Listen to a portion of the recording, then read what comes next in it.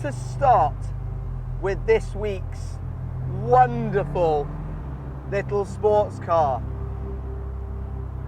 As you can probably see, the spring has sprung, the weather is absolutely sublime, and this Miami Blue +4 Morgan is just fabulous. There is something so special about Morgan. I didn't really get it. It goes back years and years and years. I always used to think of a Morgan, the +6, the +8, even the Aero Max. I always thought they were a bit sort of old manish, a bit nostalgic, a bit just not a real proper sports car because they weren't, amazing to drive quickly. But now that I've spent some time in this one, I've had it for about a week, I've done a few miles in it, the weather's been sublime the whole time, I get it.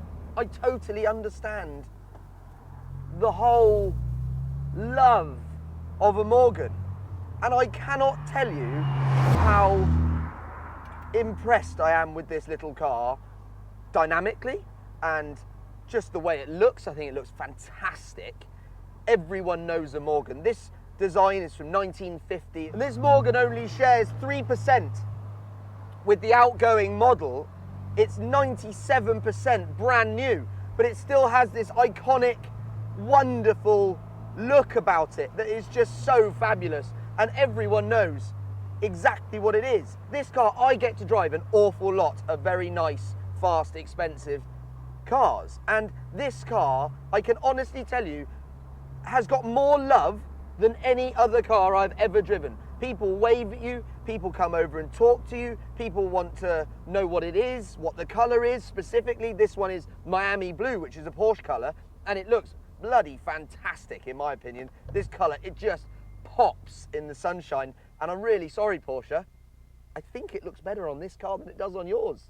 The things that Morgan have concentrated on with this new car is all of the important things that were missing from the old car, but they've kept the magic alive with it. So things like the ingress and egress are far easier because the old steel chassis is gone. They've chucked that in the bin, and this has now got a new bonded aluminium chassis.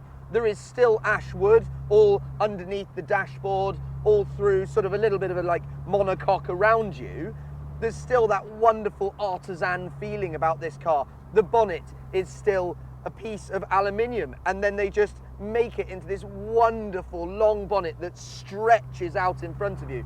It's magnificent, and that is hand beaten, handmade by a man in the factory, and I just adore that. It feels to me, the whole thing feels like a really fabulous pair of John Lobb shoes or something like that you would go and have bespokely made for yourself. Nobody needs a pair of those shoes, and a pair of Clark's shoes would suit you perfectly, but it would make you feel so much more special wearing those fantastic handmade shoes, and that's exactly how this feels to me.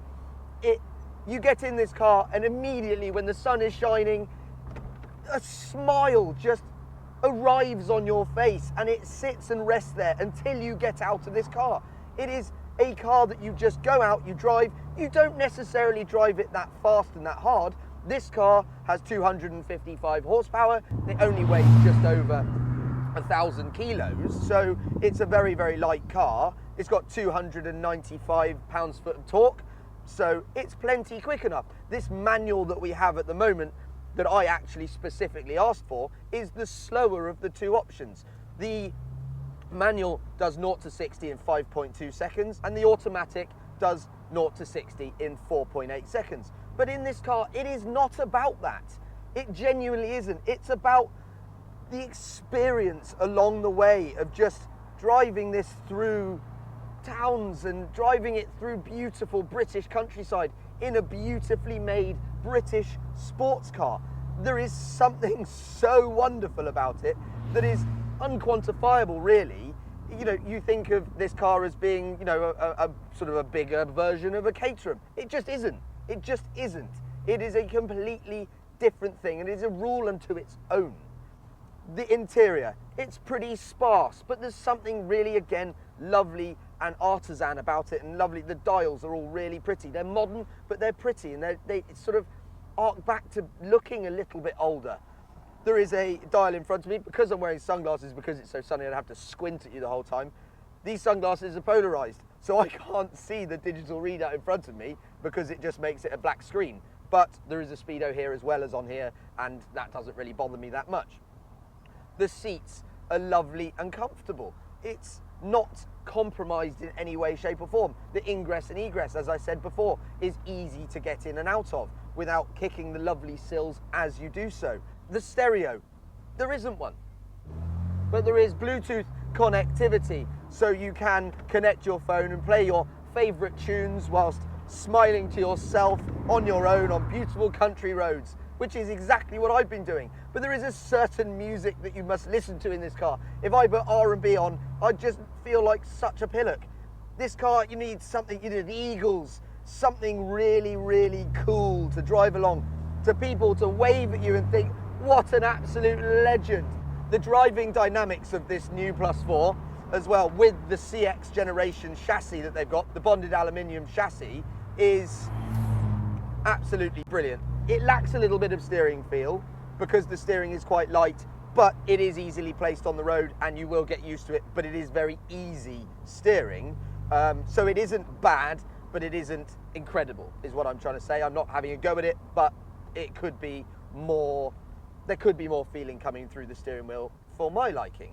The rest of it, the car feels like you can drive this car at 9/10, but really, really easily. And the car would reward that sort of driving, but you don't really ever need to do that. This lovely 2-litre BMW 4-cylinder engine, turbocharged, as I say, 255 horsepower and 299 pounds-foot torque, it just suits the characteristics of this car absolutely magnificently.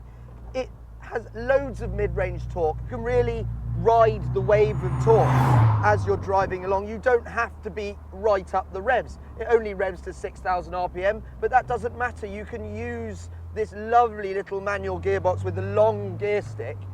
You can really stir it around and really enjoy the engine. The engine doesn't sound enormously aggressive, but that doesn't suit the characters of the car. The car in Sport Plus mode here, you can press that and the throttle response gets a little bit sharper and the noise comes through a little bit more, but not a vast amount more. It's not a shouty, look at me noise. It pops and sounds like an old engine. And BMW and Morgan have done a fantastic job of making it feel like the right engine for this car. The spec of this car, I don't know who spec'd it at Morgan, but I tell you what, hats off, because this Miami blue looks absolutely spot on. Black wheels, yellow calipers, it really, really suits this car. And it brings it out of being an old man's car into something that, you know, I'm 31 years old, and as you can tell, I absolutely love this car for what it is made for. It is made for pure driving enjoyment and enjoying the roof off, gorgeous weather that we're having at the moment, springtime weather. It is just, I cannot think, genuinely I cannot think of a better car for the beginning of spring. And I hope that everyone's gone out to their garage that owns one of these and they've dusted it off and they've got it out and they've got it out in the sunshine, because I tell you what, it is absolutely brilliant fun.